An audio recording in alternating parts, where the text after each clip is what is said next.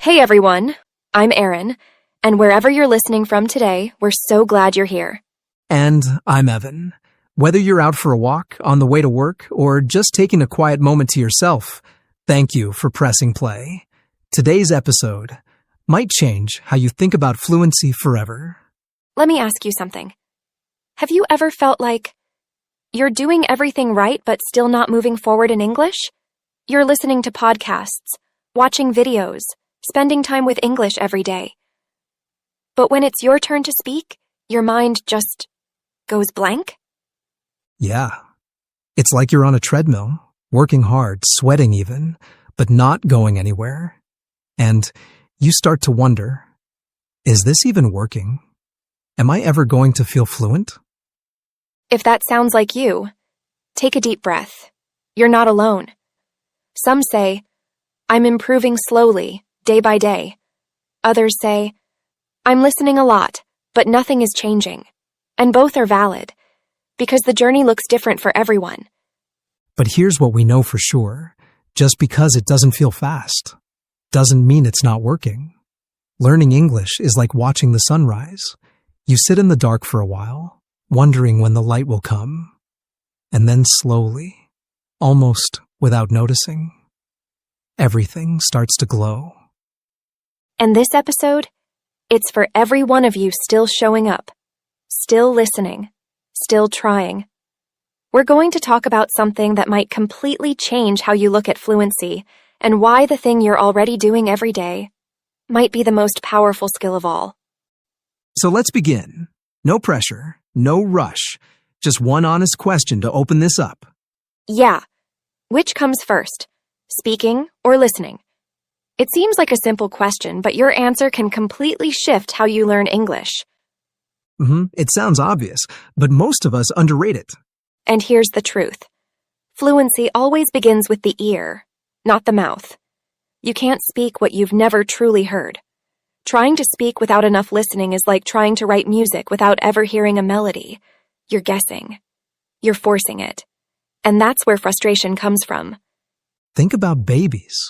They don't learn by repeating textbook grammar. They spend months just listening, absorbing patterns, sounds, tone, long before they say a single word. And when they finally speak, it's not because they studied. It's because they've already heard it all 1,000 times. But many adult learners skip that phase. We get impatient. We want to speak fast, without giving our ears the time to tune in. And that's where fluency starts to feel like a struggle.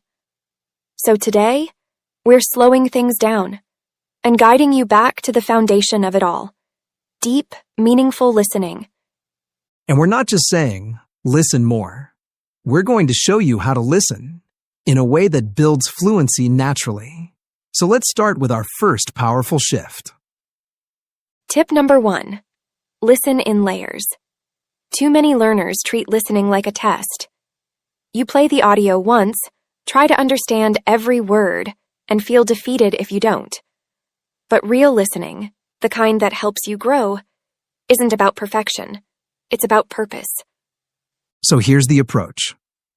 Break one audio clip into 3 simple layers. First, just listen for the gist. What's the topic? What's the overall mood or idea? Don't pause. Don't stress. Just let it wash over you. Then, go back and listen again. But now, focus on structure. How are sentences built? What tense is being used? What's the rhythm of their speech? And finally, listen a third time, slowly. This time, pay attention to word choice, emotion, and intonation. Notice the tone. Did their voice rise at the end of a question? Did they sound curious, sarcastic, tired? Same audio, 3 different goals. And the result? You train your brain to pick up layers of language, not just meaning, but feeling. And that's what fluency really is. And once your ears are tuned in, like that, the natural next step is speaking, right? Well, not just yet. Right. A lot of learners jump straight from listening to mimicking and end up sounding robotic or unsure. That's why our second tip is shadow with silence first. Before you try to repeat after native speakers, give yourself space to feel the language without pressure. Think of it like music. You don't sing along with a new song the first time you hear it. You listen. You absorb the melody. You catch the rhythm. Then you hum. Then you sing. It's the same with English. So when you're shadowing, try this. Play the sentence. Pause. And instead of rushing to repeat it, just sit with it for a moment. Because as we discussed earlier, the key is to listen in layers. First for meaning, then for rhythm. And now, in this moment, for feel. Shadowing works best when it builds on those layers, not skips over them. Yes. Let your brain dance with the rhythm of English before you echo it. This creates natural speech, not memorized phrases. Shadowing works best when it's grounded in real emotional listening. Silence isn't empty, it's preparation. But none of these techniques matter if you only do them once in a while. And that brings us to tip number 3. Create a daily listening ritual. The key word here is ritual, not just a habit, not just an activity. A ritual is something you protect. It has meaning. It's that small window of your day that belongs only to your growth. When I was learning English, I made a promise to myself. No matter what happens today, I'll give just 15 minutes to English listening. Not multitasking, not half listening. Just me, my headphones, and a voice that pulled me into the language. Over time, that small promise became a powerful habit. And the best part is, you don't need an hour, even 10 minutes, while brushing your teeth, making tea, or walking to work, can shape your brain. What matters isn't how long you listen, it's how often. Ritual brings rhythm, and rhythm brings fluency. So choose your moment. Maybe it's your morning walk. Maybe it's your wind-down time before bed. Whatever it is, make listening your quiet, daily practice. Let it become your anchor. And once that ritual becomes part of you, there's one challenge most learners face next. What should I listen to? And that brings us to the next tip. Tip number 4, curate with intention. Don't consume everything. Exactly. We live in a world where there's too much to listen to. Podcasts, YouTube, stories, interviews, audiobooks, reels. It's endless. And while that might sound exciting, it can actually leave you paralyzed. I've been there, opening 5 videos, never finishing one, jumping between accents, styles, topics, thinking I was being productive. But actually, I was just overwhelming myself. It's content overload, and honestly, it drains your focus more than it feeds your growth. That's why the answer isn't to do more. It's to choose better. Pick 1 or 2 English sources that you genuinely enjoy, something that feels familiar, something you can return to again and again without pressure, because depth builds understanding, and repetition builds fluency. It's like a garden. You can't water every plant in the world, but you can care deeply for just a few, and watch them bloom. Same with listening. Go deep, not wide. Familiarity builds fluency. Your brain relaxes. It starts to recognize rhythms, phrases, even personality.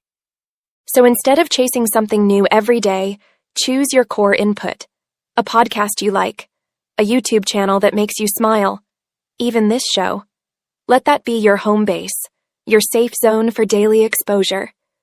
And then, once that foundation is strong, once your ears feel comfortable, there's one more thing you must do to grow beyond your bubble. Tip number 5. Listen across contexts. Because English in the real world doesn't sound like a classroom. It's fast. It's messy. It's full of personality. Wait. I know what you're thinking.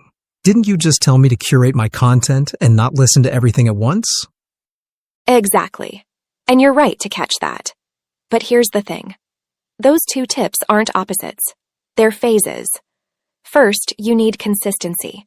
Familiar voices, familiar styles, to help your brain feel safe and steady. But once you've built that foundation, now it's time to stretch. I remember the first time I tried to watch an unscripted interview between two comedians. They were laughing, interrupting each other, finishing each other's sentences. And I just sat there, frozen. I understood nothing. Because real-world English isn't one accent, one tone, one topic.